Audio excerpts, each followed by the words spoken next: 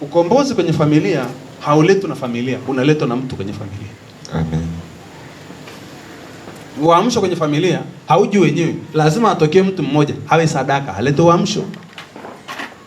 Sasa kama wewe umepata neema ya Kristo, ndio wewe ambayo umewekwa pale kama taa kwa ajili ya kuleta uamsho kwenye familia, ili ulete nuru kwenye familia, wasiteseki kwenye familia. Wewe ndio jicho la kuona mabaya yanayoingia kwenye familia, halafu yakatae.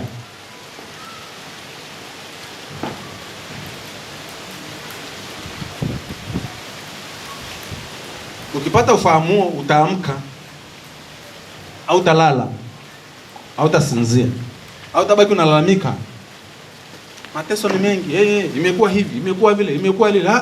Kwa nini wewe ulimjua? Kwa nini umepata ufahamu? Kwa sababu gani? Kwa nini wewe umepata ufahamu?